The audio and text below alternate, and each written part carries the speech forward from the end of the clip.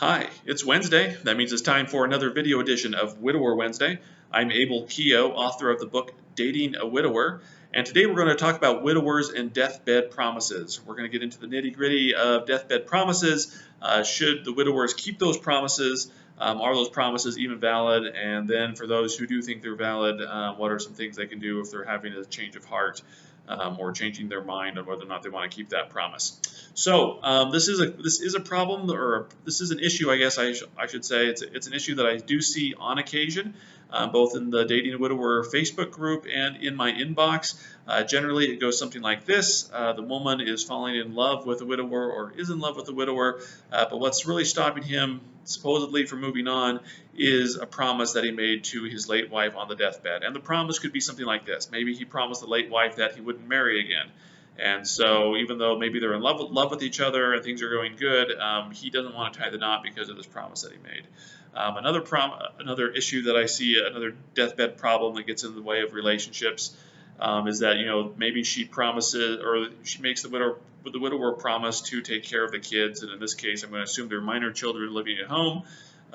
You'd assume the widower would do that anyway, but she makes him promise, hey, take care of the kids while I'm gone, and so for some reason he interprets that as they can't get married, or that the kids' feelings or priorities have to come before this new woman's in his life. A third thing I see is that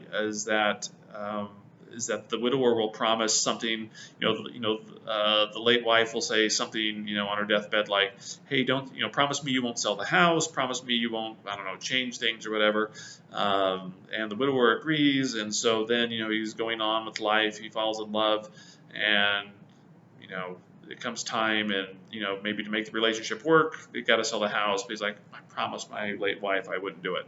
So those are kind of the basic circumstances that I see. I can't think of anything else that I can think of off the top of my head. Most of the time, the deathbed promises revolves around "don't marry again," so that's the one I'm going to focus on. But you can kind of put any other deathbed promise in this as well. But I'm going to focus on the don't. Not marrying again. Now, my thought on deathbed promises is that they're the same as a promise made with a gun pointed at your head.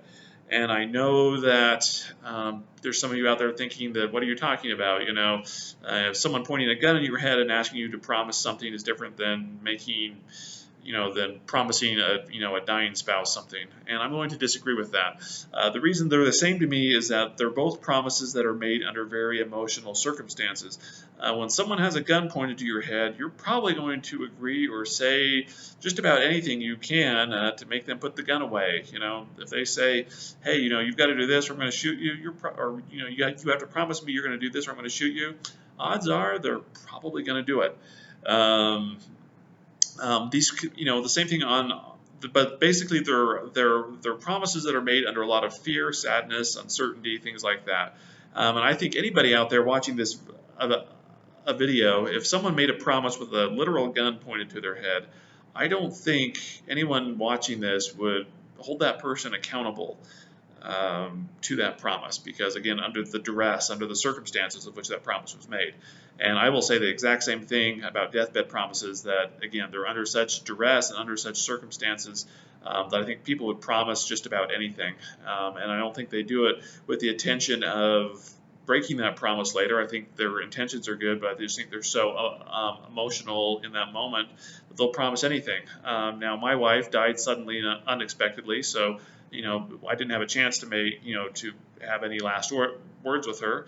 But I think, if she had, say, been dying of cancer or some other disease, and, I had a chance to talk to her before she died, and, she had made me promise, don't get married again, I could totally see myself making that promise, under those circumstances. I can totally see myself agreeing not to get married again.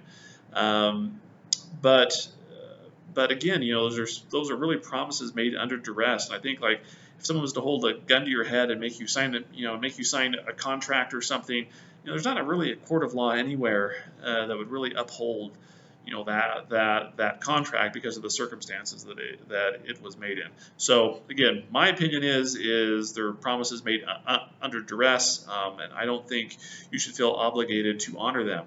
Now, my personal opinion on this as well is I also personally believe that any promise or oath or covenant you make to somebody, is pretty much null and void once that person is dead. That's just my personal opinion. You can promise the moon to somebody, but my personal opinion is once that person's dead and they're no longer in this world, that promise doesn't exist anymore. Anyway, so that's neither here or there. You can do what you want with it. I don't think those promises are valid once the person's dead. Just my personal opinion. But I'm sure there's some of you out there that are thinking, well, a promise is a promise and I have to keep it. And okay, if that's the way you feel, but at the same time, let me ask you this. So if you have promised your late wife that you wouldn't get married again, and then, and you feel that that's a valid promise, let me ask you then, why are you even dating again? Why are you putting yourself in circumstances where this is going to come up? In my mind, if you promise your late wife you shouldn't date again, then you shouldn't get married again, then my guess is you probably shouldn't even be dating. You shouldn't be doing anything of the sorts, because you're putting yourself in a position where you're going to break that promise. Okay. And again, I'd say the same thing, about taking care of the kids or not selling the house. Why are you putting yourself? If you feel that this promise is valid and something you feel like you need to keep, okay, then my thing is you shouldn't be dating or putting yourself in a situation where you're going to have to break that promise. Now, the other thing I would suggest to you is if you feel like maybe that promise was made in rash, or you're feeling conflicted about maybe how to end or how to get yourself off the hook, so to speak, my advice is to find a way to let your feelings known to your deceased spouse, to your late wife. It could be just going to the cemetery and having a quote unquote talk with her. I know I did that a lot with my late wife when I was dating again. Again, I didn't promise her I wouldn't date, but I know I do have a vivid memory of sitting there next to her grave and just explaining to her why I was dating again. Don't know if she heard it, but I do know it made me feel a lot better just to get that off my chest, and maybe to have the thought that she heard it. I don't know if you need to just have find a way to have that talk, or I don't know, do a seance or whatever. But I do think that that it does help maybe just to explain the reasons that you're going to change. Because in real life, we can go to a person, right? If I promise you whatever, that I'm going to do this, and something comes up and I can't do it, I do have the ability to go to you and say, hey, I'm unable to fulfill this promise that I made. Can you let me out of this promise, right?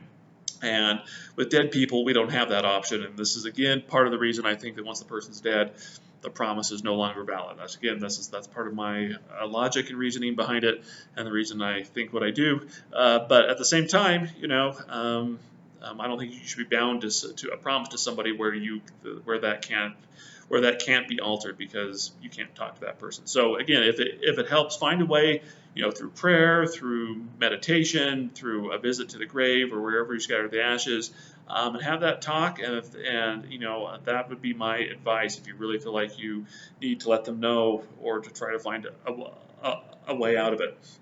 But again, I think just to sum up, I think deathbed promises are very rash. I think they're kind of made under the same circumstances as a gun being pointed at somebody's head, and I don't think they're valid once that person dies.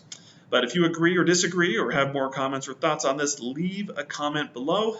I generally go through and answer comments, so feel free to leave them.